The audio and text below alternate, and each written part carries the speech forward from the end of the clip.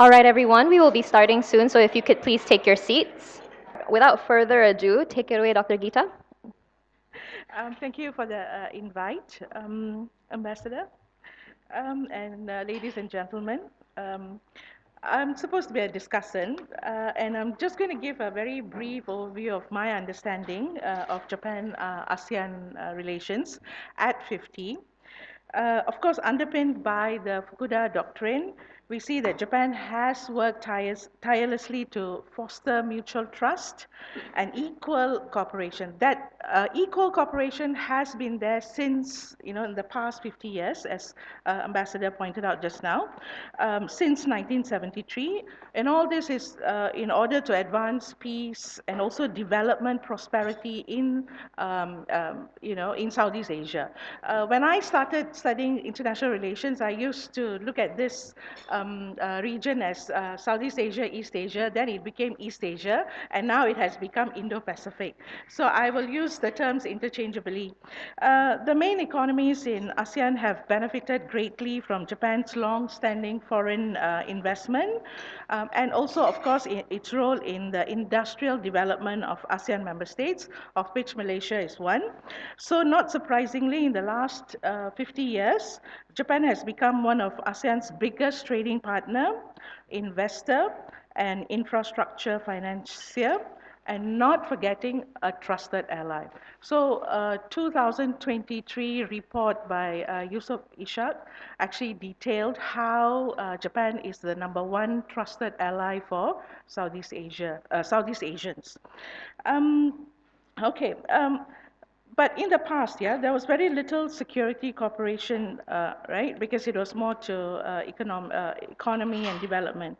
While domestic interests may vary in Japan-ASEAN relations, regional security concerns are now becoming more similar between Japan and ASEAN. Yeah, the security environment in the Asia-Pacific region has become very, very unstable, especially with US-China rivalry. For ASEAN, the challenge is China's aggressiveness in the South China Sea, and of course the situation in Myanmar, and of course also not forgetting the Russian-Ukraine war. We might think it's very far away from Indo-Pacific, but actually it has real impact, at least on the supply chains. Um, Consequently, we see that Japan and ASEAN are both at the periphery of Chinese maritime power. They are becoming strategically aligned as a result of China's aggression. The intense geopolitical rivalry between China and also the United States also poses a very huge challenge for ASEAN. And therefore, I think this actually requires a very robust relationship with Japan for ASEAN, yeah, in managing, #1, major power rivalry. #2 is, of course, the increasing influence of China, as well as, to me, the most important thing is how to preserve ASEAN centrality, yeah, in this regional context, which is so unstable at this point in time. One is ASEAN centrality, and the other one is ASEAN autonomy. In the case of Japan, what I see from the current Prime Minister Kishida, is that he's adopted a very proactive foreign policy. Especially in terms of economic and security cooperation. I'm sure you know that in a lot of instances, his foreign policy is usually referred to as realism policy. Yeah, Kishida's vision for peace. So it's very, very target oriented, and we see that Southeast Asia is in his view, in his focus. Yeah. So what are the implications of a very unstable region? So basically, the Japanese government is now emphasizing on global south. Yeah, global south meaning Southeast Asia and also African countries. And the other thing that's quite interesting to me as a Southeast Asian is that Japan is focused on co-creating. Just now, during the speeches and all that, we've seen that under Fukuda Doctrine, Japan-ASEAN relations is based on equal partnership. but now the term that is being used is co-creation, yeah, working together. Yeah. Um, um, and the other thing is working together in the context of Indo-Pacific framework. Yeah, very. I would think it's very limited, but it's in the context of Indo-Pacific framework. In order to avoid imposing US-Japan ideas on Southeast Asia, Japan is actually attempting to engage with ASEAN by looking for areas of common ground. We saw what are the plans that have been devised last year. I will not repeat it.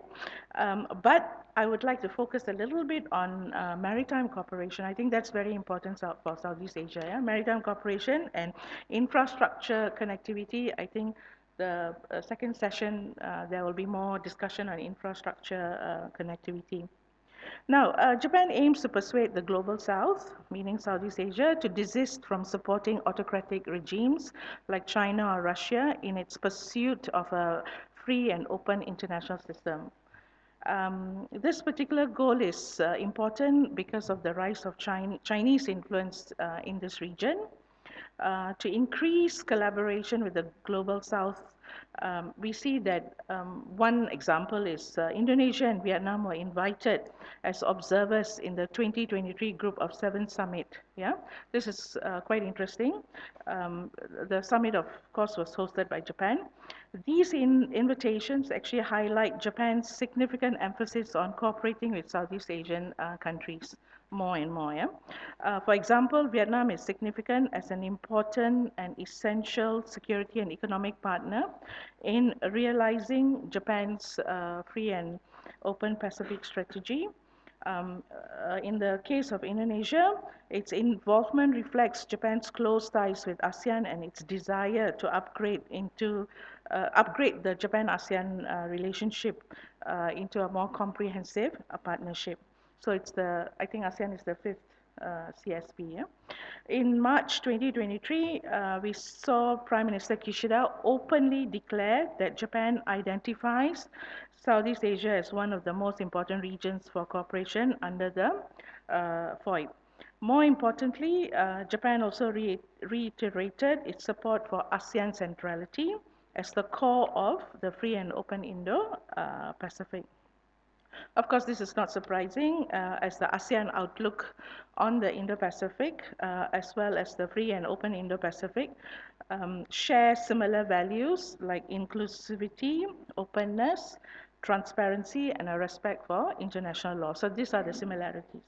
However, however, the emergence of minilateral arrangements like the Quad, I think complicates relations between Japan and ASEAN.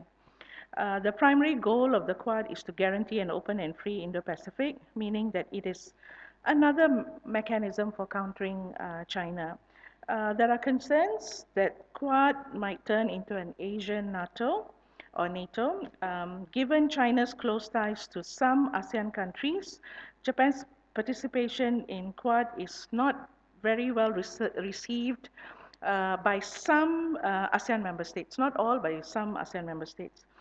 Then there are also those who believe that Quad and ASEAN have the capacity to complement one another. So this is the other end of the spectrum, and that the stability of the Indo-Pacific region will be enhanced if Quad and ASEAN actually cooperate or collaborate. But to what extent can cooperation exist remains questionable because there are no details as such. So it's a work in progress. Maybe ASEAN might feature in the future vision of a Quad Plus arrangement, we don't know. Yeah. If we put aside the concerns regarding Quad, we'll also realize that Japan is increasingly cooperating with ASEAN under the AOIP in priority areas, as what was discussed just now. Um, and this is actually the main goal is to build a resilient Indo-Pacific region with the help of ASEAN member states. Of course, some of the areas that ASEAN and Japan are cooperating now, infrastructure development, which includes promoting soft infrastructure cooperation through technical cooperation, Example would be Japan's ties with the Mekong region in ASEAN through the Japan-Mekong Connectivity Initiative, which has demonstrated Japan's commitment to building infrastructure and also human capital development. Um, at the same time, Russia's aggression against Ukraine has disrupted supply chains. So we see Japan is committed in ensuring the stable distribution of goods in the ASEAN region, among others. And then, of course, other things like promoting digitalization and so on and so forth. But what's more interesting to me is the fact, the security cooperation. Yeah. So in the past, trade and economy have mostly supported the relationship. However, these days, security concerns are now playing a much bigger role in converging Japan-ASEAN interests. So China is the focal point when discussing strengthening security cooperation indirectly, particularly maritime security. Yeah. So China and Japan have a territorial dispute in the East China Sea, very comparable with South China Sea dispute between ASEAN and China. In addition, the South China Sea is an important route for Japan's trade with Europe, Middle East, and Africa, as well as resource supplies like oil and gas. So, therefore, for Japan, maritime cooperation is an important element. For ASEAN, it is also an important element because of territorial integrity. Yeah. So this convergence, we see that Japan is now assisting ASEAN countries in enhancing their maritime law enforcement capacity through training programs and grant of patrol vessels for the Coast Guard agencies and maritime police. So one example is the Japan International Cooperation Agency. Tokyo's Development Aid Agency has provided almost 36 billion yen to finance the construction of 6 Coast Guard patrol ships for Vietnam. So this is just one, yeah. So due to the maritime concerns, Japan also launched the official security assistance cooperation framework in 2023. It seems that the OSA is another means to counter China's increasing influence, again, very, very indirectly. The Philippines, Malaysia were one of the first recipients of the OSA funding. And I think in 2024, Japan plans to extend funding to Philippines again, Vietnam, and Indonesia. Um, so we see that the problem here is, though maritime cooperation is strong, but it will also create tension, or it will have the capacity to create tensions, because not all ASEAN nations see China as posing the same threat that Japan does. ASEAN member countries' ability to cooperate with Japan on security matters is actually limited because of their concern over possible Chinese retaliation. So thus far, ASEAN has not been forced to take sides in the intensifying US-China competition, while some ASEAN nations may support one of the two on an individual basis. ASEAN as a regional organization has to preserve its neutrality, as it understands that its location and position in the Indo-Pacific has a positive role to play, and more importantly, this role is acknowledged by the US, China, and Japan. So these competing voices within ASEAN, some in Southeast Asia contend that Japan ought to do more to bolster regional security, but others worry that ASEAN centrality could be compromised by Japan's expanded security involvement. Thank you. All right, thank you, Dr. Geetha. That was a very detailed explanation of things. Now, Dr. Kane. Thank you very much. Thank you for your kind introduction, Ajay. And also, I would like to thank for the Malaysia ISIS for having me here this really important and interesting discussion.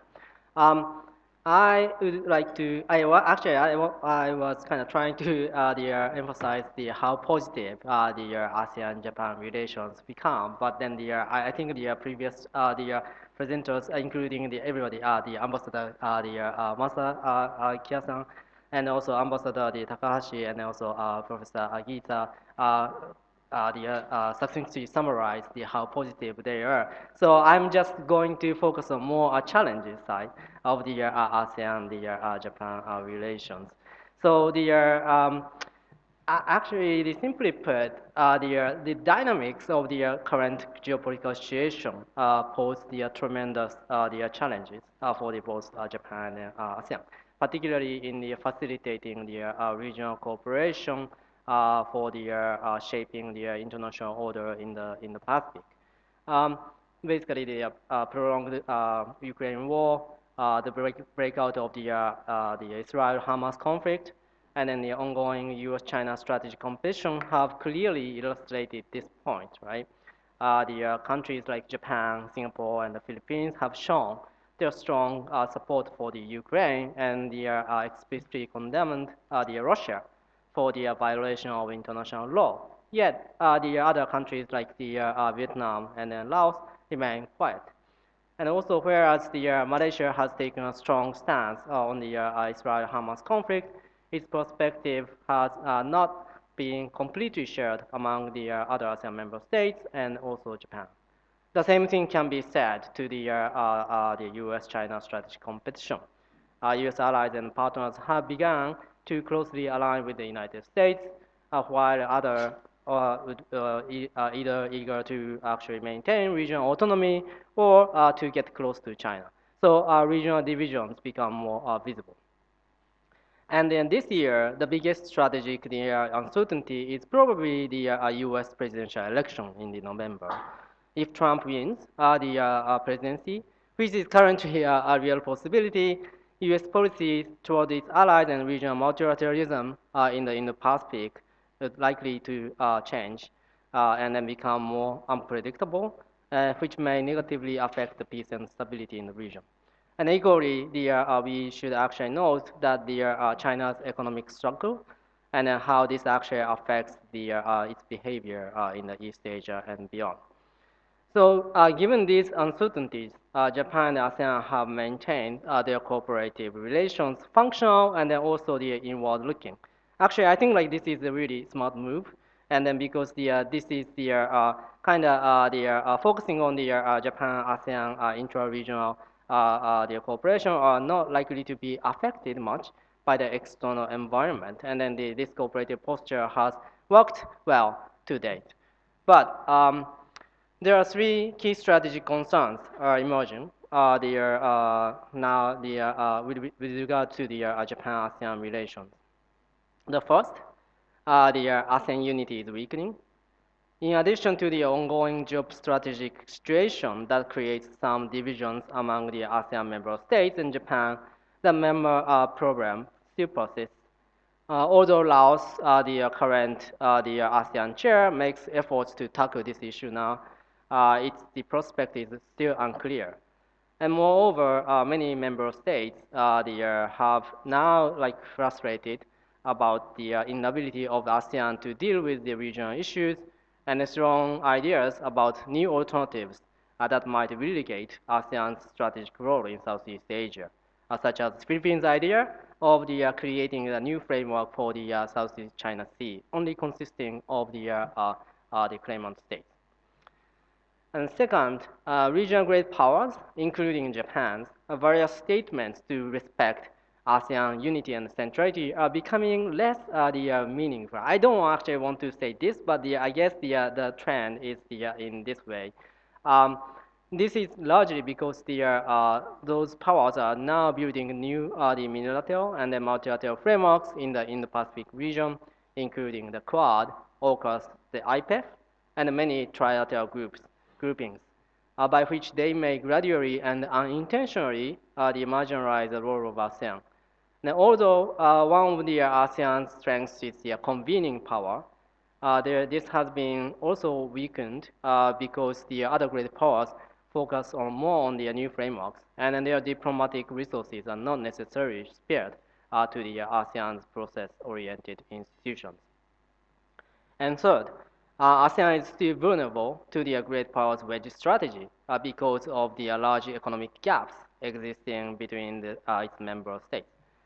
ASEAN has trying to address those gaps through the establishment and enhancement of the ASEAN economic community, but external actors still play an important role in providing the development assistance. So, what strategic implications do these concerns have for the Japan and ASEAN?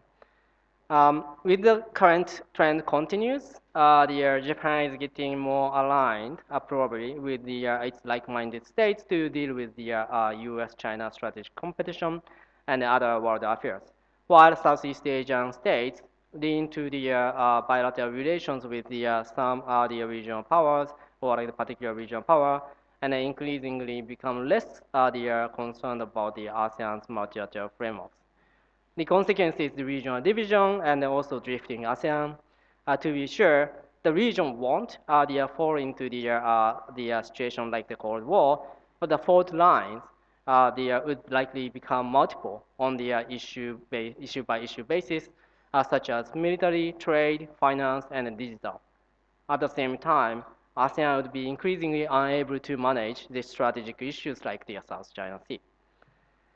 So that said, it's a kind of really pessimistic view on the Japan, ASEAN, or like the future of the Indo-Pacific strategic landscape. But like that said, I think there is a still way to avoid this worst-case scenario. And although the Japan-ASEAN functional cooperation is steadily developing, we can do more in the strategizing it to build the regional order and promote peace and stability. To that end, the most important thing to do is to hold the Japan-ASEAN strategic dialogue like this, whether it is track 1, track 1.5, track 2, to create, in order to create a grand design for the Indo-Pacific regional architecture. By doing so, we can clarify the institutional division of labor among the existing and the new regional frameworks, namely U.S. bilateral alliances, ASEAN-led institutions, and the new unilateral and the multilateral frameworks. And then to that end, there are three suggestions. The first, Japan-ASEAN functional cooperation should be more carefully analyzed to identify what kind of strategic impact it has in the region. For example, Japan, Australia, and most of the ASEAN member states, they now engage cooperation over the decarbonization through the establishment of Asia's zero emission community. But this framework has the many strategic components, such as critical minerals and supply chains, and also critical and emerging technologies. And as such, the community building effort has some strategic impact as it provides the opportunity for us to set agendas, the build norms, and then make rules for those issues. Those are not actually initiated by the two largest power, the United States or China. Second, Japan and ASEAN should work on building institutional linkage, which was actually touched on the Professor Akita, between the ASEAN-led institutions and the US-centered unilaterals and then also the multilateral frameworks. Since there are many overlapping agendas among them, they should be able to work together on the provision of the regional public goods, such as the quality infrastructure, global health, HADR, humanitarian assistance and disaster relief, climate, and then digital. Particularly, the Quad is now becoming more multi-purpose framework, not counter China framework. It should be relatively easier for ASEAN to work with. And third, Japan and ASEAN, particularly ASEAN, should refocus on the narrowing the development gap among the ASEAN member states. Technically, all ASEAN member states are not willing to excessively depend on the one great power for the socio-economic development or political stability because of the high strategic uncertainty in region.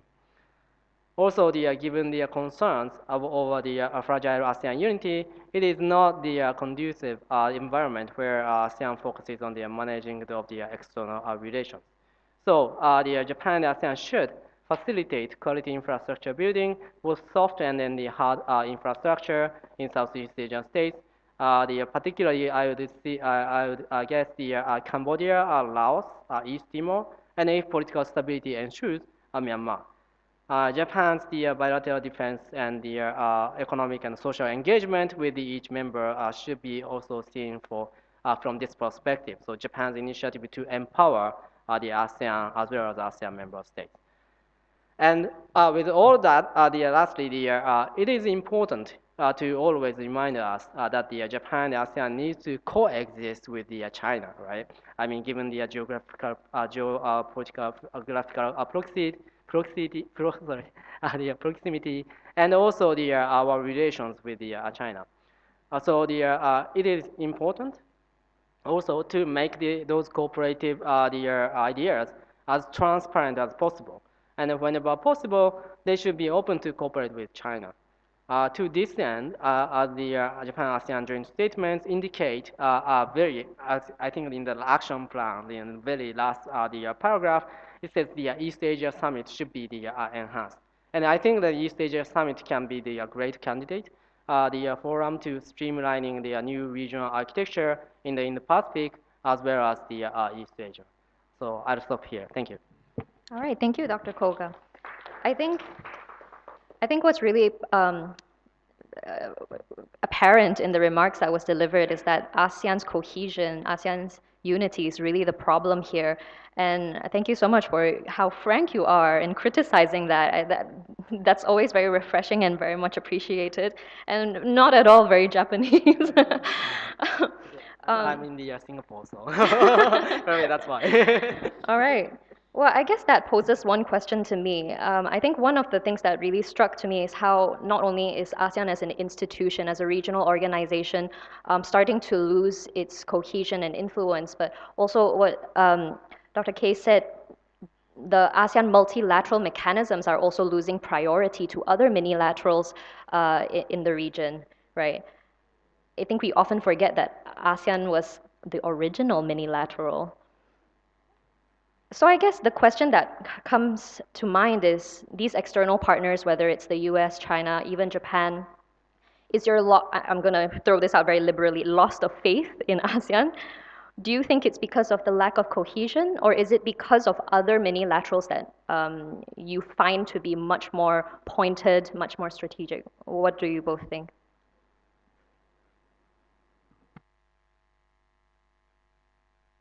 I'm asking you. I think in terms of minilaterals are usually created for specific targets, right? Whereas when you talk about ASEAN, it's a regional organization which has certain functions for the entire region.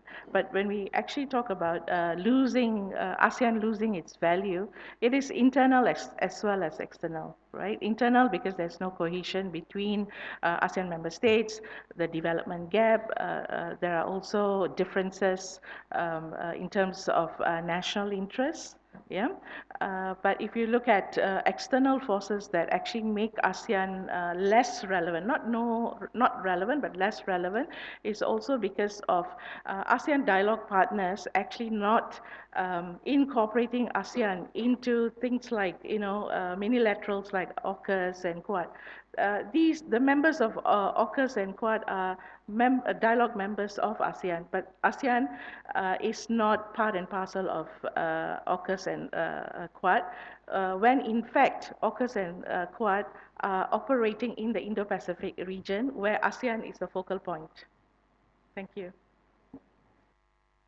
Okay, thank you. So, yeah, this is a really a great question, and then I would say two things on the first on the lack of cohesion. I guess the ASEAN still has value. That is the convening power. I mean, like no matter what, like ASEAN is actually convening the ASEAN plus 3 East Asia Summit, ADM and plus the East Asia Maritime Forum. So that is actually giving the region an opportunity to be there, right? And then the discuss dialogue, having dialogue with the all the kind of great powers. The problem is as the strategic competition between those major powers, particularly China and the United States, intensified, then they may not be interested in coming to the forum. So that's the kind of like the problem. It's not like the ASEAN's fault. It's maybe like those kind of great powers' fault. So the one thing is but then the question is whether ASEAN member states is actually losing face for that. I guess the ASEAN should keep the convening those kind of the venues because the Japan is always supporting them, right? I mean, like Japan is always there, South Korea is there. I think the middle powers are always there. So in that sense, the ASEAN still has those kind of the attractiveness, even though it may not actually resonate to the all the kind of like the regional powers, but then they still have some. Even though like again like some of the losing value is the fact of life right now. And also, the unilateral and multilateral is actually more attractive than ASEAN. I guess I don't know. I think the question is those kind of unilateral and multilateral frameworks are still evolving, and then they actually expand the agendas, and also they face the many challenges. Even the AUKUS, we are not sure what actually the nuclear technology transfer is going to be implemented between the U.S. Or UK and then the Australia after the presidential election, etc. And also even the pillar two of the AUKUS is going to be pretty challenging because there are certain kind of the technologies they might not be willing to share. So I think like in the Quad also they have the expansive agendas. Many I heard like, many kind of like the bureaucrats from the member state countries actually face the big administrative burden to roll manage the cooperative agendas. So. In that sense, I would not say that is they are more effective. I would say like they have more kind of I think hope, because if you see the ASEAN is kind of pretty much dormant, right? And then they don't actually change. We don't expect the change in the future. But I guess those kind of unilateral and multilateral are evolving, and then they are maybe turning into something really significant strategically for the member states and then regional states. So that's why like they are actually engaging. But at the end of the day, I don't know if they fail, then probably like they would come back to ASEAN.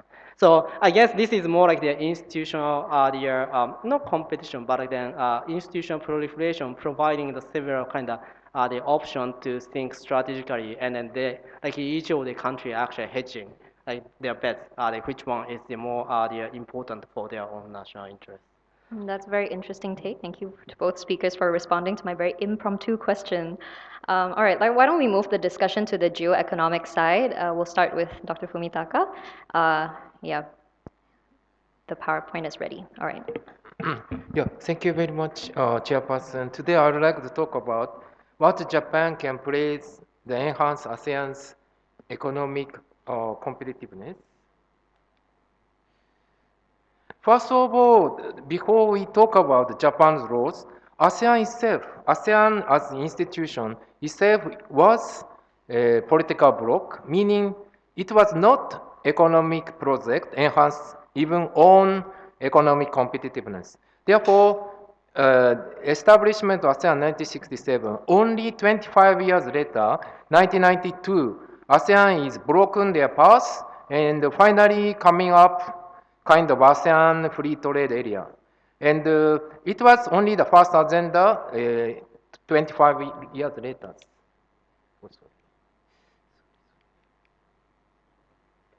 And just now, our chairperson, Professor Muhammad Faiz said, ASEAN and Japan's relation is very start with a contentious point. I would like to little bit touch on upon this. Why this is contentious? Because when Japan and ASEAN is starting the relations, Actually, at that time, Japan was rising. That's why Japan tried to export synthetic rubber to ASEAN. Then what's happening is a natural rubber exporting country, Malaysia and Indonesia, strongly oppose this. Then in fact, Malaysian government is officially complained to Japan to take self-restraint measures. However, Japanese Prime Minister Tanaka, he officially refused on this.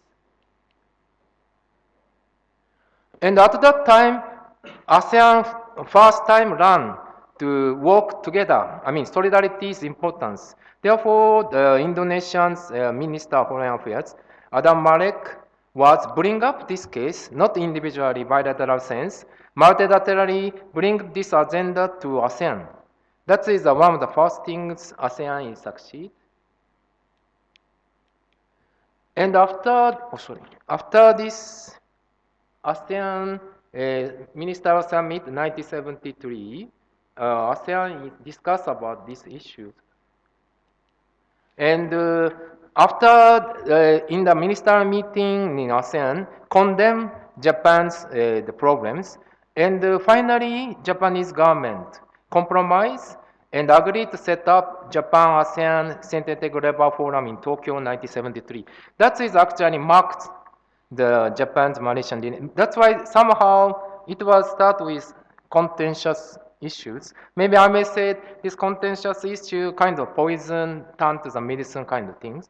But how Japan is during at that time contribute how to say the ASEAN's economic competitiveness is actually theorized by the one Japanese economist. Maybe you are familiar with his name. Kaname Akamatsu, he formalized theory they call flying geese theories. Actually, flying geese theory said all the production is based is supposed to stay in Japan, but sometime year later, this production, particularly the labor-intensive industry of transport to Southeast Asian countries. Therefore, as Akamatsu predicted, Japan actually contributed a lot at that time, 90s, 80s, 90s, to ASEAN's economic competitiveness through its foreign direct investment. Then somehow ASEAN also decided do something in 2008. Finally, ASEAN has inspiration to become EU style of economic community and signing the ASEAN charters. In 2015, ASEAN is set up ASEAN economic community in 2015.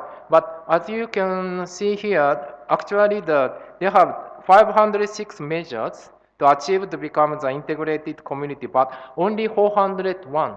You can see from here, red color is some problem, green color is some sort of okay. Just now, Professor Koga is mentioned that ASEAN's biggest problem is development gap. That color is more to concentrate the poorest countries. I think that was one of the issue here. But on the other hand, if someone asks what is a good point or beauty of ASEAN economic integration, one of the things ASEAN is stress and always do is ASEAN is seeking the open regionalism compared to European Union. European Union create economic integration, is close kind of fortress kind of thing, but ASEAN is always open. ASEAN said a region that's fully integrated in the global economy. Therefore, actually, the ASEAN economic community itself is actually springboard for further development. And you may surprise ASEAN regionalism is something new things, but actually it's not. Actually, the ASEAN open regionalism was always conceived by Japanese economic integration expert. For example, progressive idea of ASEAN open regionalism was first and voiced and protected by Professor Yamamoto. Actually, his books, I put it here. He already talking about APEC in the 1985. Actually, Professor Yamamoto at that time already predicted that in the wider economic integration in the region, ASEAN would play central role in consolidating, coordinating the neighboring countries' effort. That's why, interestingly, as Professor Yamamoto is predicted, ASEAN makes ASEAN regional comprehensive economic partnership. It is the ASEAN plus 5 major dialogue partners, including Australia, New Zealand, China, and South Korea, and Japan. And this new reality, sorry, little bit rushing to point.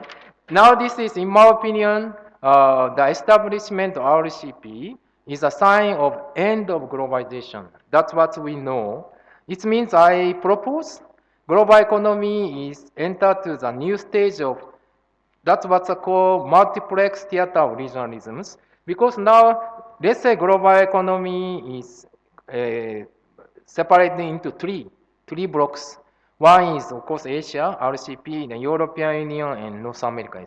Combined GDP is about, global GDP is about 70%. That's why three countries is dominated. Yes. That is, I think, somehow fragmented globalization happened after RCP's creations. And just now, where's the Gita mentioned about ASEAN centrality? You can clearly see ASEAN centrality here. Asia Pacific region has two big economy integration. One is RCP, just not talk. The second one is TPP, now called CPTPP. The both actually ASEAN center, particularly the four countries, Brunei, Malaysia, Singapore, Vietnam is, I call it center of center. There's some ASEAN center, but center of center is this whole country. And today's main point is Japan. Japan also somehow both this regional integration is here. And sorry. And just briefly explain how RCP, ASEAN made RCP is dominant position. For example, compare with the European Union, GDP is about 2.5 times bigger, and compare the TPP, about 2.1 times bigger in terms of GDP. Particularly the population, RCP is about 4.7 times larger than European Union, and about 4.4 times bigger than TPP. It means RCP is quite big and quite dominant position in these integrations. And finally, because today we are a little bit done, just now explained, ASEAN is not yet achieved some measures. About 100 measures haven't yet achieved, but if I choose only two, what does Japan can do? What Japan can do? Maybe if choose only two, I would like to point two things.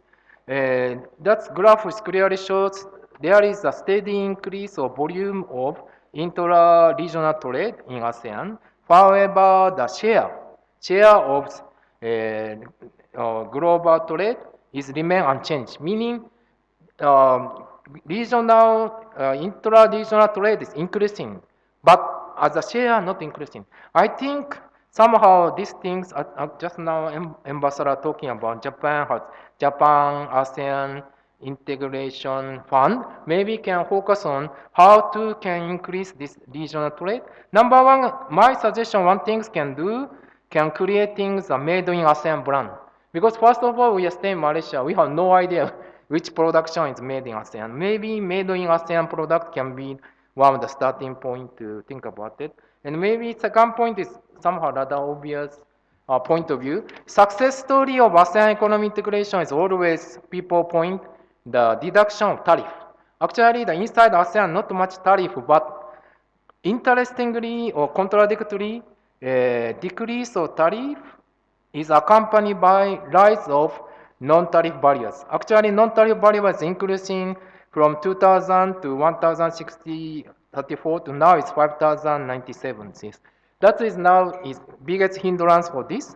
If Japan can do to reduce these non-tariff barriers, and my personal opinion, Japan can work to make harmonization regulatory requirement because each country has very specific regulatory requirement. If we can harmonize, I think that can be the Japan's contribution. Thank you very much. All right. Thank you, Dr. Fumitaka. Those were very interesting suggestions on enhancing ASEAN's economic resilience, especially this idea of made in ASEAN. I would be very curious to hear how we could practically make that happen. Calvin, would you like to deliver your remarks? Thank you, Angeline. Good afternoon, Ambassador, fellow panel members, and friends from around the room. Today, I want to spend my 10 or so minutes, to give a very broad overview of the changing ASEAN trade and investment dynamics over the past decade. So, a lot of stuff is focused on the historical. I want to focus only on the last decade, from 2012 to 2022, and then I will talk sort of briefly about what ASEAN member states and its partners can do going forward. So, brief overview first. De-risking, right? So de-risking is basically reducing exposure to risk, and this can come in the form of economic crises, climate risk, geopolitical risk. But one thing to point out is that ASEAN is uniquely affected by this. Why? It's because ASEAN is amongst the most globally integrated regions in the world, right? And you can see this in the trade and value-added statistics in participation in global value chains. And this creates both very large risks for ASEAN, especially the most trade-dependent economies within ASEAN, but also very large opportunities, and we've definitely seen some of that over the past decade. So in terms of supply chains at least, right, one of the biggest risks that have emerged over the past decade is the huge rise in trade uncertainty. And you can look at this through the Trade Uncertainty Index, the index published, I think, by the World Bank, which measures the degree of trade uncertainty. And if you look at this, you can see that it starts to rise sometime in the start of the decade in 2012, slowly 2014. And then in 2018, you can see that it really spikes up, right? And part of this is, in the 2012-2014 period, is the stall in progress of the multilateral rules-based trading system. And then in 2018, a huge part of that is because of US-China trade measures and conflicts. And Section 201 and 301 tariffs. And the response to this higher trade uncertainty has been diversion, right? Trade investment demand diversion, and the diversification of product lines to sort of de-risk, so to speak, with consequences for ASEAN's trade in terms of partner mix, product mix, and investment dynamics, right? So the first thing, broad strokes, and some of this is, was mentioned by Dr. Fumi Taka earlier, was that trade in extra ASEAN. So over the past decade, the first major shift that we see in the trade dynamics is that ASEAN's trade, and this is both imports and exports, are turning increasingly outward over inward, right? So extra ASEAN exports have increased by about 2 times the rate compared to intra-ASEAN trade, and to a lesser extent that's happening in the imports as well. So sort of why this is, we can see in the next slide, is most of this outward turn in exports is coming from higher exports to only 2 economies, and that's US and China, right? So most of this outward turn in imports is coming from higher imports from China, and most of this outward turn in exports is coming from higher exports to the US. So put quite simply, ASEAN's total exports to the US have surged by about 170%, and it actually is 2.7 times because of how percentages work. Or basically, it nearly tripled over the past decade, right? That's easier. And this accelerated significantly after 2018, right? When specifically the time when trade uncertainty increased the most. And meanwhile, on China's side, ASEAN's imports from China have surged about 144%. Again, that's about like 2.5 times over the last decade. And this pattern is consistent with sort of like diversions in US and Chinese demand shifts amid greater trade uncertainty and sort of that de-risking in line with our conceptions of how trade diversion works, right? So what this means for us is that ASEAN is increasingly becoming a connector country, or like a wheel spoke sort of thing between China and the US, intermediary in terms of production lines and trade dynamics. And this pattern is even more obvious if we look at specifically only at goods, which what I'm calling disruption vulnerable goods, right? So these are goods in the two-level HS codes that are prone to being disrupted by trade uncertainty, either because they themselves are targets for tariff sanctions or sanctions, or because they are intermediary components in production of goods that are sanctioned, right? So this means focusing, here I only look at four, which is electronic components, and that includes semiconductors, includes electronic integrated circuits, and vehicle components, and some machinery, optical, medical components. So if we look only at these products, which are more vulnerable to disruption and trade uncertainty, we see even larger shifts. So this is like even larger, right? More or less over the past decade, exports to the US, that's on the left, of these disruption vulnerable goods have more than tripled or more than quadrupled. This is far more than just what we saw earlier, right? And then if you look at electronics and vehicle exports in particular, they are nearly like 4 times in 2022 compared to the start of the decade in 2012. And same goes on the other end with the imports on the right of this vulnerable goods of China, right? We see electronic and vehicle components surging in demand. And again, it's the same pattern we saw earlier. This is more like import intensity from ASEAN has significantly increased, while export intensity to the US has significantly increased. And this is true both in volume terms as well as in value terms. And it's consistent, again, with what we would expect from divergence in trade demand from production line shifting to ASEAN and so forth. But to redraw production lines, you first need to invest in expanding either existing production bases or through greenfield FDI, which means you set up new production bases, right? So that means that the redrawing or reshifting of production lines will show up in the FDI flows. And they do show up in the FDI flows, right? So we've seen FDI flows in ASEAN seeing a trend shift again. Roughly, I mean, this is definitely not, causal, it's more like illustrative, but definitely sometime in 2018 was when there was a significant shift. And if you look at the backgrounds of these charts, it's this sort of like gray area, gray line. That's actually the trade uncertainty index that I spoke about earlier, and you can see that it really spiked sometime in 2018. And that's exactly when we see this trend shift in investment flows. Particularly, these charts are particularly in inward manufacturing FDI flows, right, into ASEAN, have about doubled as trade uncertainty has rose. And if you look at the right, which is a only US sourced inward FDI flows to ASEAN, this shift is even more dramatic, right? Which is so simple averages suggest that this has increased about 12 times. Very significant. So key summary, let's recap a little bit. Trade and investment in ASEAN has shifted by a very large amount, majority of which are driven by changes in US and China demand, that much we know. And we know this is real and it shows up in the stats, right? And so we know that ASEAN has already been on the receiving end of these shifts over the past decade. But looking forward, looking into the next 5 years, we know there's much more room for this new diversion in the coming decade. So a lot has already been seen, but there's a lot more to go. It's not the end, right?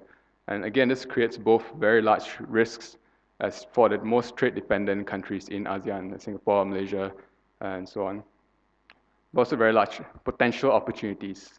So what ASEAN member economies and its partners need to do now, domestically, is the need to mitigate growing economic and trade uncertainty, which we know will very likely increase in the next X years, right?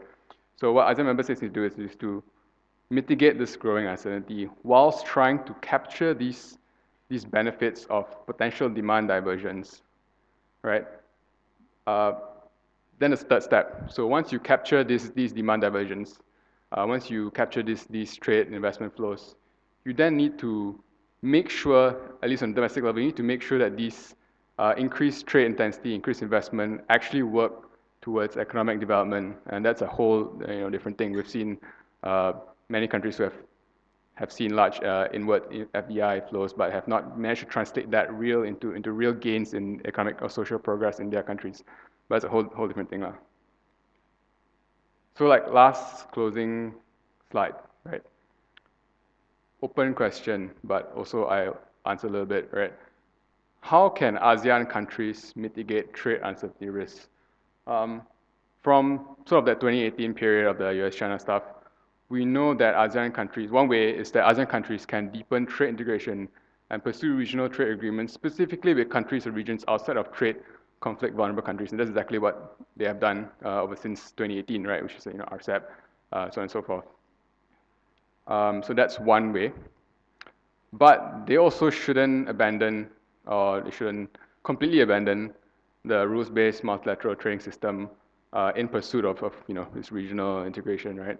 And they should still pursue and support reforms in the multilateral trading system, in the arena, trade facilitation, so on and so forth. Second open question: how can ASEAN countries domestically capture this divergence in demand and capture these relocation opportunities? So we know from the literature that beyond comparative advantage, one major factor of whether countries can or cannot absorb this incoming trade divergence is due to domestic factors. So I think something that's often sort of like not discussed a lot is that domestic country characteristics play a large role in determining countries' ability to absorb market share shifts and then to be able to redirect those benefits to local development. So what are these factors? We know from the literature, at least, there are a few factors that pop up, and one of that is financial development. So that means the efficiency of a country's financial institutions, its access to financing for firms, how mature its banking system is, so on and so forth. And the other thing is infrastructure, right? And the third thing is human capital factors, which means how much knowledge is contained within the people working in that particular economy.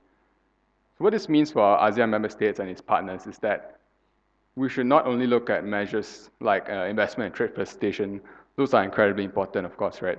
But that also means that ASEAN and its partners need to also support the capacity of domestic member states to sort of receive and capture this divergence in demand, as well as support the ability of countries later on down the road to actually absorb the benefits of these economic flows to further domestic economic development. All right, so it doesn't mean that once you receive this trade investment divergence, you will automatically be, see an increase in economic and social progress, see an increase in GNI per capita, which is ultimately the sort of end goal for many economies is to develop past a certain point of GNI per capita, right? And some of these are already included in the cooperation efforts between Japan and ASEAN. But the other thing is also, this means that we need to focus on the lesser developed states, or at least those lesser developed states within ASEAN that have some export industry that will be able to benefit from this divergence, right? Because these are the countries that have the largest gaps from domestic policy to the international level. So that's the end of my time. Thanks. All right. Thank you, Calvin. I'm not really an economist, so I wouldn't really know what questions to pose for the two of you. So why don't I open it to the floor? We have the session until 5 p.m. Does anyone have any questions for any of the four panelists? Yes. Thank you. This question is specifically for Dr. K. Koga. Since we are talking about geopolitical shifts and uncertainties, we at least can think of two, yeah, in our region in Asia. One is the Taiwan Straits, and the other is the South China Sea. How does Japan view both these issues, and which one do you think is more imminent to create a crisis or conflict in which Japan may be, of course, compelled to take sides? Thank you.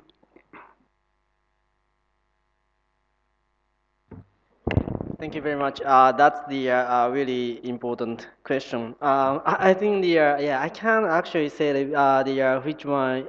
I mean, if in general though, I think the Taiwan Strait is the more important because that's the more like the close to Japan, and then also the any kind of like the conflicts would the likely affect the Japan's security. And then Japan would actually face the really difficult situation to make the political decision. whether how Japan is going to contribute to mitigating the conflicts with the United States or by itself. So in that sense, the Taiwan Strait, I would say like the Taiwan Strait is more important. But South China Sea is also important, as the ambassador actually already touched on that. But the South China Sea has a vital the sea lines of communication for Japan. And then if those kind of sea lines are disrupted, Japan would actually face the economic kind of challenges for that. So I think the conflict, if there's a physical conflict, then that would also like affect the Japan. But then I think like there's a more kind of like room to kind of think how what to do with those kind of conflicts in South China Sea. So I would say, but again, I guess like both are really important, and then Japan needs to actually discuss those issues with the ASEAN and also regional states. Thank you. Anyone else have a question? Yeah, you and anyone else? Okay, so we'll take your question and the one at the back.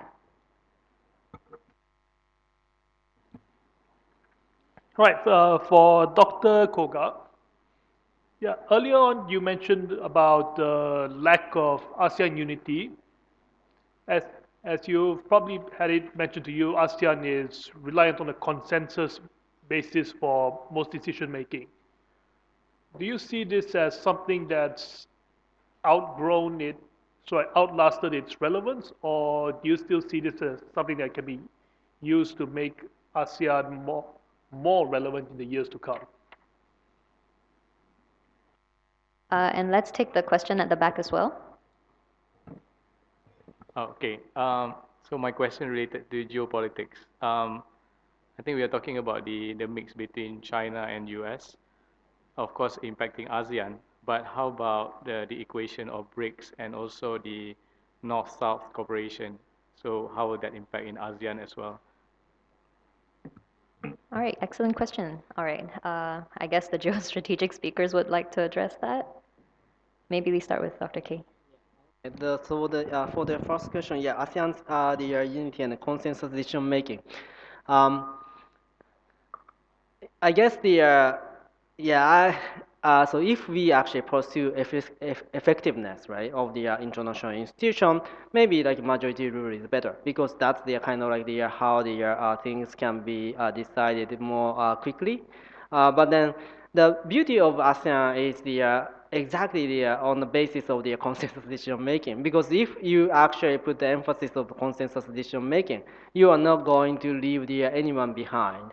And then that is the unique kind of institution. And somehow, even if the ASEAN got criticized by the many international actors, uh, they actually somehow like managed to survive. So in that sense, I would say we can still wait. I think the ASEAN should still like hold their consensus decision making, and then yeah, I mean, like there are many ways to actually make the certain kind of decision too, right? Because the Myanmar, if you actually think about the case of Myanmar, it's actually the de facto non-member because they don't actually invite the ministers to because there's no kind of international recognition for the Myanmar, right? So I guess there are several ways, even if the consensus decision is, making process is still there. There are many creative ways that ASEAN can do something about the issue. So I think like for now, like I would say like just stick to the consensus decision making, and then when I don't know when to change, but then if the crisis like definitely kicked in, then probably that's the kind of like time to change. So yeah, sorry. Can I? Yeah. Yeah.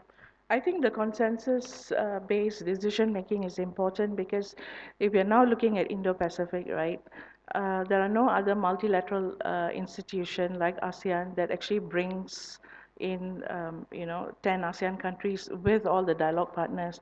So, I mean, if you look at the history of ASEAN, very rarely do you actually see ASEAN being able to solve any conflicts. very rarely. I'm not saying no, but very rarely.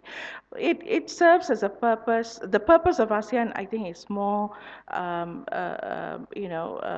as a platform for negotiation, for dialogue, more like a mediator and a facilitator. So not necessarily it must solve conflicts. Thank you. All right, thank you. Anyone one of you want to address the geo?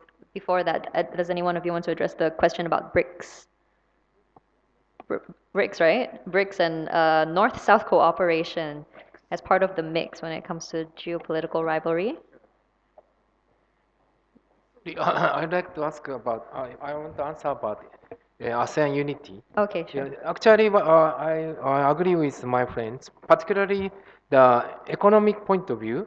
Economic integration, always ASEAN is adapted two-stage kind of things. First stage is ASEAN 5 countries, particular days, for example, ASEAN Economic Community, the tariff reduction is this particular day, 2015, but another country, let's say Cambodia, Laos, Myanmar, these countries, they will be the different day. This means ASEAN has always double target. One is for those who are advanced countries, and the second target for the developing country. Actually, that's what his means say. ASEAN is always diversity in the economic integration. It's actually the beauty on this. Opposite case is maybe this is maybe Professor Marie is there. Maybe she can talk about it. But European Union is only one target. This days means this days. 27 all member must be this day. Actually, this is cannot be applied ASEAN. ASEAN is always diversity. That means lack of unity is the beauty, at least in the economic integration. That's why actually I agree with him. Interesting to add the economic community into the mix as well. Yeah. Do you want to add about the BRICS and North-South cooperation? Could you rephrase the question? Could you repeat the question? Sure.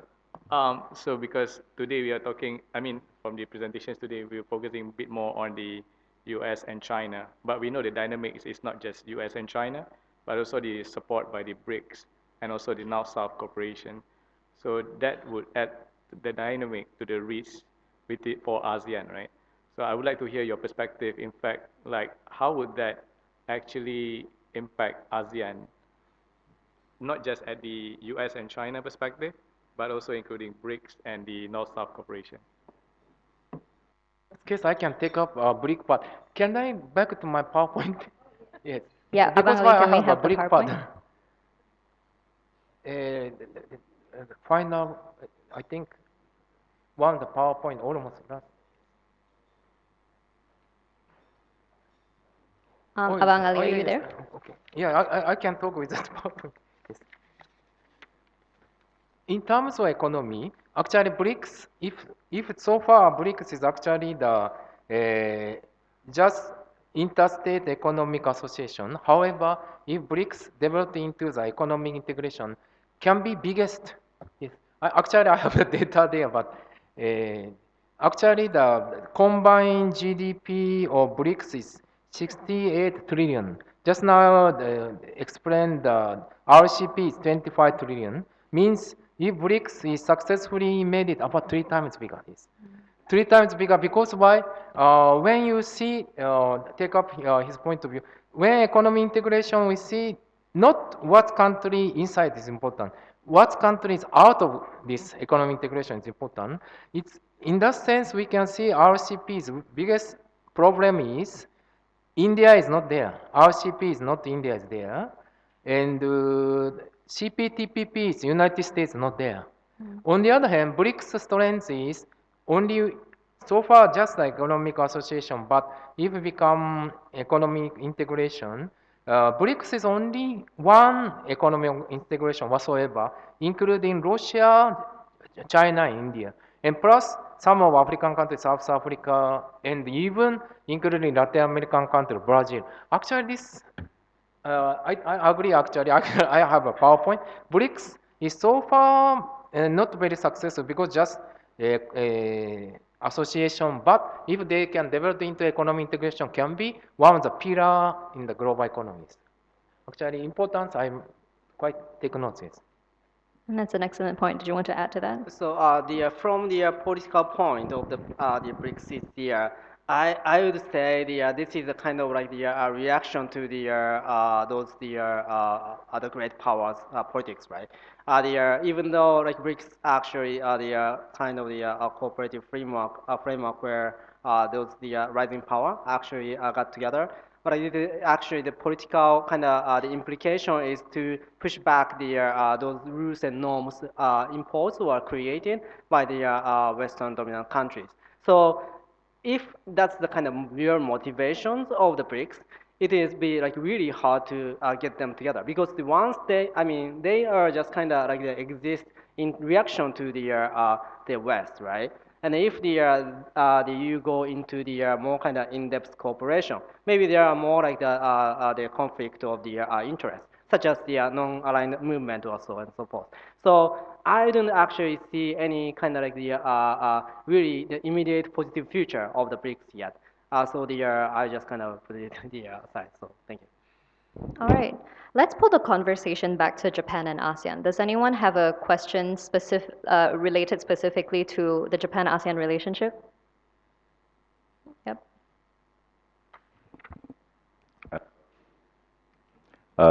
Apologize, just now I talked too long on the history. Now I go straight with the points. I have 2 points. One is the geopolitics and one is geoeconomic. On the geopolitics side, everybody knows that the war is between US and economic wars, okay, between US and China. We Asian is dragged into this war. Japan is a proxy to US for this matter because you can see the ASEAN, there are certain countries are supporting the other side. There are certain countries supporting the other side. So what is the view for the next few years? ASEAN, we disintegrated with Team A or Team B. Okay, that's the first question. The second question on geoeconomic side. So in December, ASEAN and Japan signed 50 years anniversary. And less than 1 month later, Japan pulled out from Malaysia, Singapore, SSR project. So is this a signal that you see you concede defeat, or you see something that this project is not going to be carried on? So it's more to economic side because we know that the tender is between China and Japan. These are the 2 key factors. Bidders for the SSR, and of course, I'm from Japan graduate side. I'm really looking forward for Japan to be involved in this project. So on the geoeconomic side, so this HSR, and second thing is Myanmar. All the Japanese company pull out from Myanmar, and it's ASEAN -1. So these are the 2 questions that I posted. So maybe those expert can answer. Thank you. Yeah, I think one of your questions is Japan a proxy to US, is it? Okay. I don't think Japan is a proxy to US. I mean, in the context of Japan-ASEAN policy, we have to look at the Indo-Pacific, right? Because that is the buzzword now. I think Japanese policy towards ASEAN, towards Indo-Pacific, stems from its national interests and the challenges that it faces. And the challenges that it faces is from China, directly from China. And China, US, and the very fact that it needs China for economic growth and it needs the US for security protection. So I think it is not a proxy, personal opinion. And the other thing is, I think you asked whether an integrated ASEAN, who will it support? Okay. The problem. Okay, the problem that we have been discussing now is that ASEAN is not cohesive. It's not united. So to ask whether it will support China or Japan is redundant, actually. because that's not going to be a consensus, because as you pointed out, there are certain countries that are pro-China and certain countries that are pro-US, but even then, they are not openly going to say, we want to support China or the US, because we need the US, whether we like it or not, we need US security protection in Southeast Asia. And as you know, almost all the countries in ASEAN, China is the biggest investor, biggest trading partner for almost all the countries in ASEAN and for ASEAN itself. So I don't think there will come a time where integrated ASEAN will have to choose.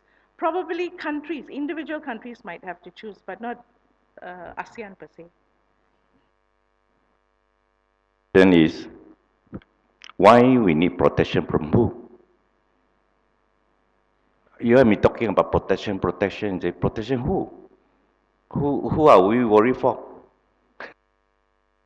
Okay, protection in terms of if you look at the South China Sea, all right, Chinese aggressive behavior in the South China Sea, China claiming the entire South China Sea, and we have ASEAN countries which are small. They need protection. They need outside assistance. That is why you see maritime cooperation is so important in Japan-ASEAN development. Just quickly about the Japan as the proxy over the United States. I think like this is the kind of like the general image that like the Japan tends to get, right? But then I think like if that's the case, Japan would not actually engage Southeast Asia as much as it is right now doing, because the Japan has been watching the Southeast Asian trend and politics and economics for their own national interest, and then they think the Southeast Asia has a real potential for the economic prosperity, and then the having the great relation with the Japan. So in that sense, the Japan has been always looking. If you go to Washington D.C. and if you talk about Southeast Asia, you will be amazed that there are many actually people who could actually talk details about the ASEAN, Southeast Asia, and then also the countries in the Southeast Asia. So there's a really big gap, like which was actually I was surprised in Washington D.C. That there was a really big kind of knowledge gap existing like between Japan and the United States with regard to the Southeast Asia.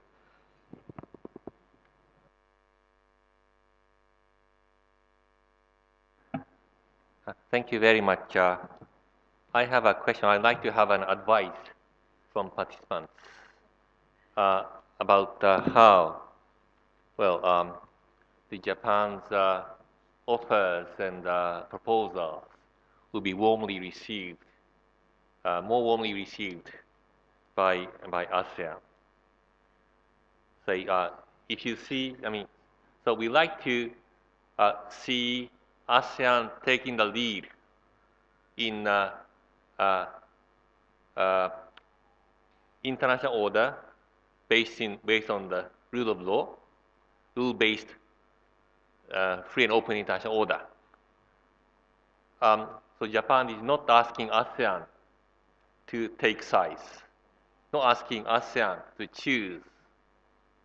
He like to avoid some behavior, not the naming country, destabilizing behavior, for example, in South China Sea, change of status quo by force across Taiwan Straits, but no change, all those things, which is for the benefit of not only Japan, but ASEAN, but the US and China, for everyone. So, but so when this rule-based international order is proposed, even by Quad, Japan is a member of Quad. Quad is supporting AOIP, supporting ASEAN in its efforts for promoting rule of law and the rule-based order. But as some speakers suggested, Quad is perceived as divisive, which is not the intention of Quad. How can, say, Quad avoid such perception and just for ASEAN to make most of the close goodwill to strengthen capacity of ASEAN in various fields for strengthening AYP in health, in disaster management. At the moment, the Quad is not warmly received by ASEAN, despite all the uh, pronouncements. Not as so. That's my question, and I'd like to seek advice. That's a very big question. I'm not sure if our panel is prepared to respond to that today. Let me respond. Yes, Quad is perceived by some ASEAN countries as divisive, but not all, yeah. I think the major reason for it is because no ASEAN member country is part of Quad, right? But then again, if you look at the other end of the spectrum, they're all dialogue partners of ASEAN. So if there's such a thing as a Quad plus, that would actually probably mitigate these kind of negative perceptions if ASEAN is incorporated into a Quad plus environment or arrangement. I think the information dissemination is really important for the Quad because the yes, I mean the Quad at the beginning, like the when it was actually created in the 2006-7, and then it was more kind of perceived as the anti-China or the counter-China coalition. And then even among the ASEAN member states, the Quad member states like Australia and India actually hesitant to institutionalize it. In 2017, when the Quad framework was revitalized, they actually thought they are still perceived as the counter-China. But then when it comes to the tangible cooperation, if you look at the agenda, there's no kind of like a real counter-China the functions. Either climate change, infrastructure development, where I think like China can even cooperate with the Quad. So I think like the development is so quick, so that I think the public knowledge or public information was not like equally disseminated in the Southeast Asia. And then this is a kind of like important thing that like probably like the Japanese Japan has to facilitate, and also the ASEAN should really kind of focus on the analyze the what's the implication of those kind of like the trend, and then we can actually come to the certain kind of the perspective on the Quad.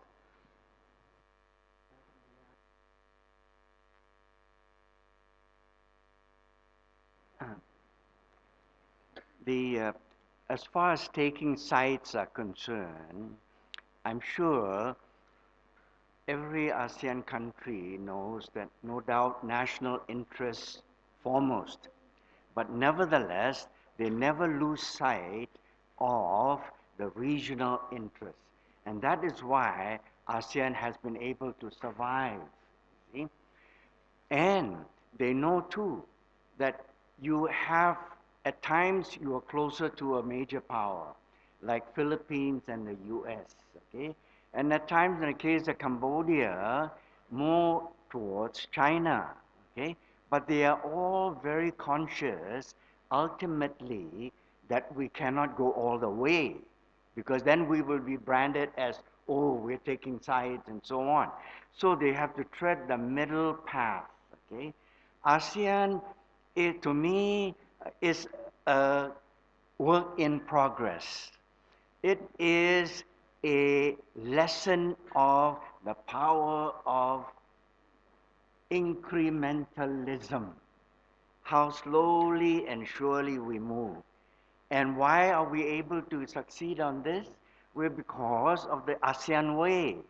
And the ASEAN way is consensus, building, musyawarah, coming together, ensuring that, say, the other party does not lose face. Yeah? Face saving is very important. Now, the questions that we ask here actually have been asked 5 years ago, 10 years ago. When I was wearing short pants, it was also asked at that time, you see? So, and then when you look at it, if you ask global observers about ASEAN's reputation, they will say that it is very successful compared to others, you see? And because of that, ASEAN has been moving along. But at the same time, ASEAN knows that it must improve. But it can do so only with a common denominator. So incrementalism. Yeah? Now, I remember, in the year 2000, I always carry this with me. Asia Week, the year 2000, came out. Is ASEAN dying? Is ASEAN dying? Yeah? 1 year after this Asia Week issue came out, Asia Week died. It just shows, you see? So we move again. Now, you look at it, other organized regional can be very protective. You look at Northern Ireland problem, how long it took. Look at the Israeli-Palestinian issue, the double standard, and this goes on and on. So we are a work of progress, and we will continue to move on. Thank you. All right. Thank you, Prof. Leong, Prof. Stephen. So I think Dr. Geeta actually posed a really interesting point, which is actually all the Quad members are ASEAN dialogue partners, and one of the I guess skepticism within ASEAN about the Quad is that it's not very transparent, it's not very inclusive, it doesn't really deal with ASEAN, but yet they are our dialogue partners. So what do you think would make more sense? Do you think it makes sense to form a kind of mini-lateral partnership or mini-lateral kind of dialogue between Quad and ASEAN as two, I don't want to say organizations because I don't think Quad is an organization, or do you think it's more important for ASEAN to use its convening power and call upon them as dialogue partners? Which would be more productive, do you think? And feel free to jump in. Yeah, for everyone, for anyone. I think not as a dialogue partner, but just have a dialogue with what, as Professor Koga said, information is lacking. When there's little information, that's also very threatening to the outsider, right? So probably having a dialogue would be much more convenient. Right. What I mean is like, how do we even get them to the table? How would that, what kind of format would it be? Would they be sitting there as Quad, or should that meeting be called ASEAN with its dialogue partners No, XYZ? ASEAN Quad meeting, why Yeah. not? Yeah. But would ASEAN that not Quad. incite some kind of skepticism with China as well? Yeah. Yeah, so yes, but I think if it's transparent, I think the doesn't really instigate kind of the concern from the China, because I think the concern is if you actually secretly meet, and then if you actually conclude secret agreements between the ASEAN and Quad, that is a really scary thing, right? Because I mean China would actually think that is a kind of maybe they would say the containment of China again also, and the ASEAN actually took the side, and which ASEAN doesn't really want. I think the key is again transparent, and then what kind of the functions that the ASEAN expects from the Quad, and then what the Quad expects the ASEAN from what role the Quad expects the ASEAN from in the Pacific.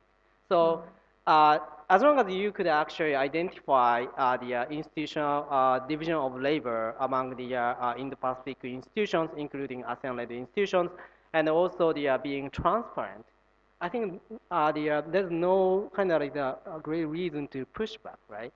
I think if they say, okay, we're gonna actually work on the infrastructure development, and then we will work for that. We're gonna actually maintain transparency, and if China actually wants to cooperate, we can discuss, right?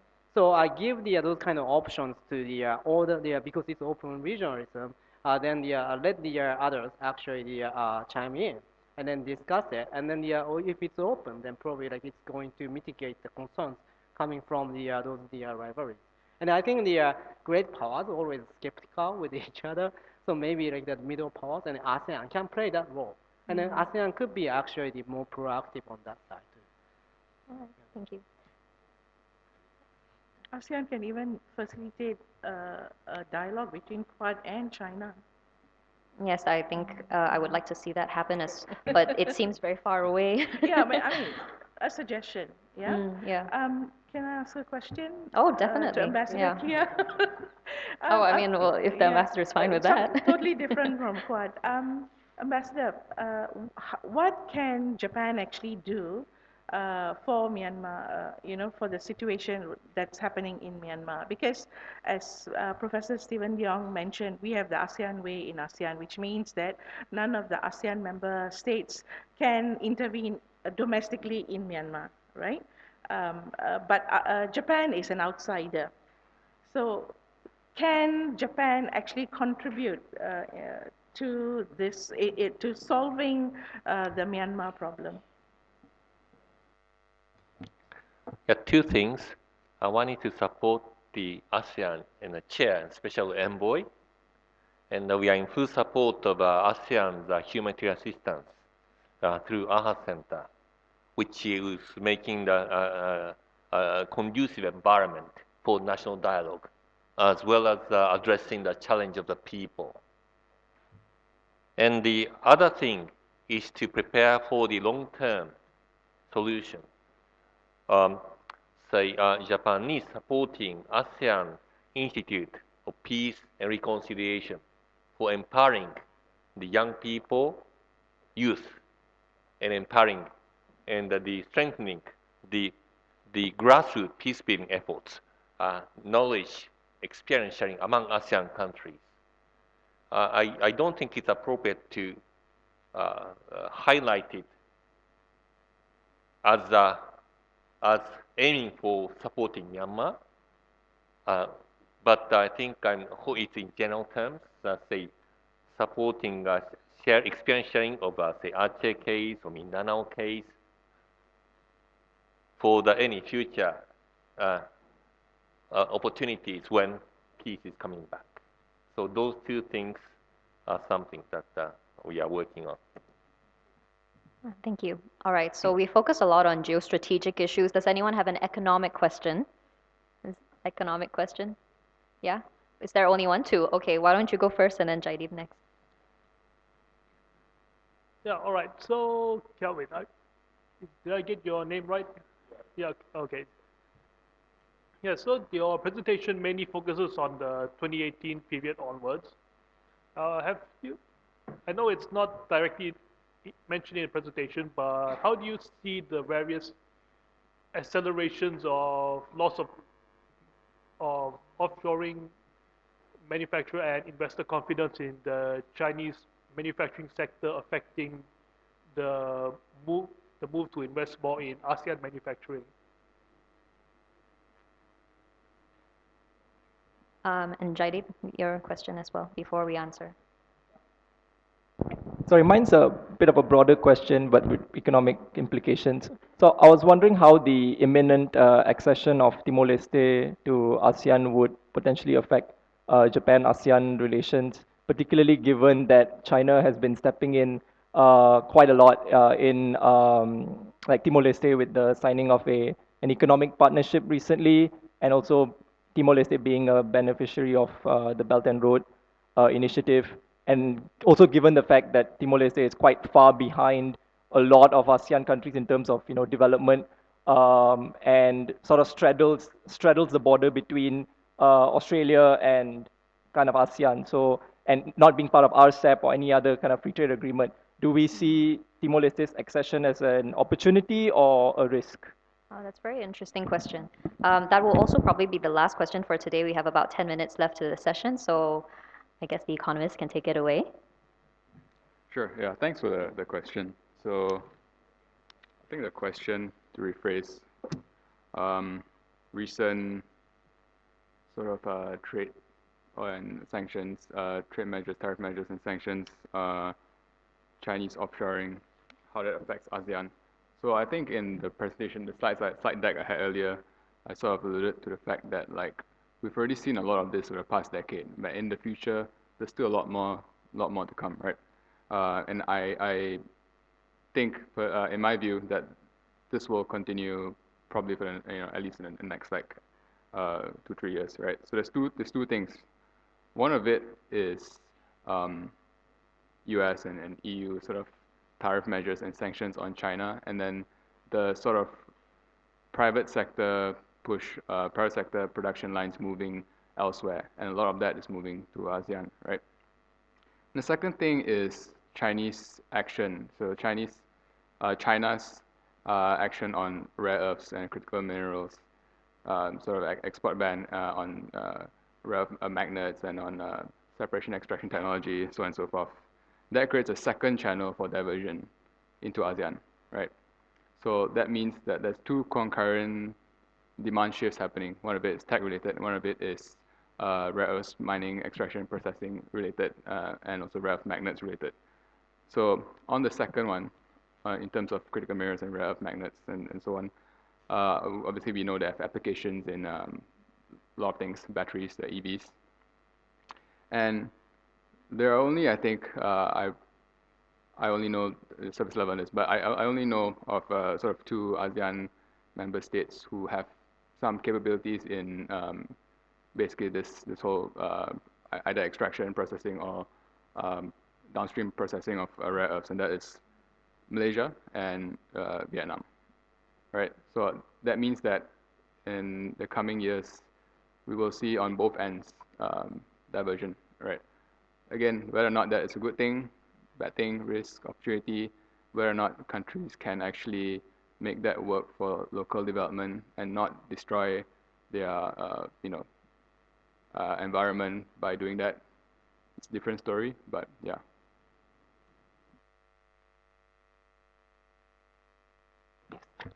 In that case, first of all, I would like to little reply about Myanmar, a Japanese company moving out. I also, as an economist and the past Japanese companies' behavior, a bit surprised why Japanese companies pull out. And I myself also talking to the businessman there, and we found out actually when Japanese company forms a company in the Myanmar, one of the conditions is you need to take some partnership with the military government. I mean, military government itself has some stake on the Japanese company. Therefore, when station deteriorated, they don't like to be partner with this military because they are business partner. There are reason they cancel their partnership, automatically they move out. That's a way maybe exaggerate the situation. Normally, Japanese company, whatever political situation, they continue, the business as usual. Why particularly Myanmar become this case? But some of companies still continue, like Suzuki or this. That's why some companies move out.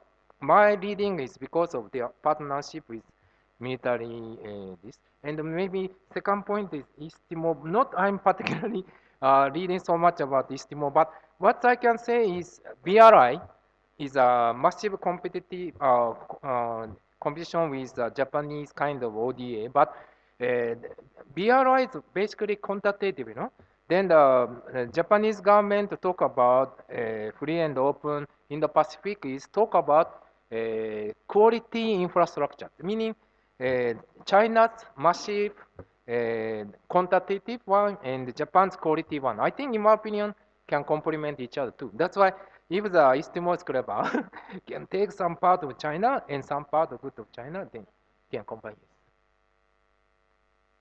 All right, thank you very much. There's about 6 minutes left. Should we take one more question or should we call it one more? Okay. There. I would like to make a suggestion here. Probably as a military man, if you keep giving aids like ships to the countries that's around in the South China Sea, it will create more tension.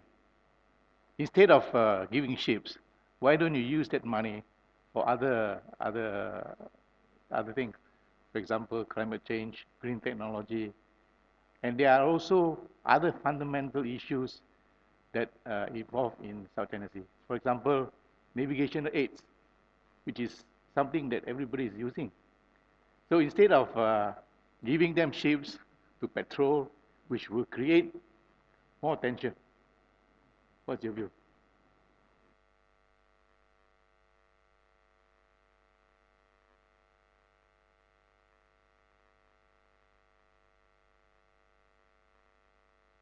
I could just make remarks. The maritime issue is something that I wanted to ask. I mean, my time is not a lot because yeah, instead of sending us the patrol ships, maybe uh, I'd like to see ASEAN taking further strong lead in AYP. So such a message can be raised. Because Japan is strongly supporting ASEAN's implementing AYP, but we like to have good ideas. So we have two concrete ideas. One is maritime law enforcement. So just strengthening maritime law enforcement capacity of ASEAN member states. China can do it. Japan can do it. US can do it. Anyone can do it. Then ASEAN can take the lead in enforcing avoiding IUU fishing, enforcing illegal activities. That's good for everyone, AYP. The other one is promoting blue economy through innovation. People in the old maritime area can get benefit. So I just maybe we may not have time, but we like to get from everyone good ideas and leadership about implementing AYP. Japan will surely be involved and bring others, including US and China, to come on board. That is the very idea of ASEAN. And we like to see more proactive, vigorous pursuit of that strategy. Yeah, just in response to his comments.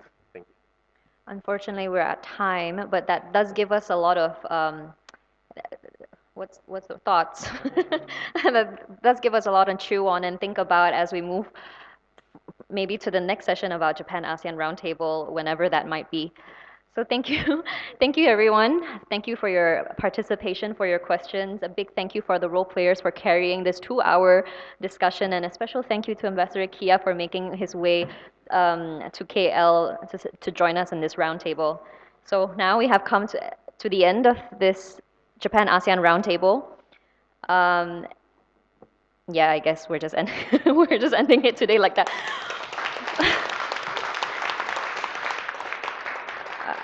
And thank you very much for accommodating to the very sudden time changes, joining us today, and for spending the afternoon with us. Have a very good evening ahead. Thank you.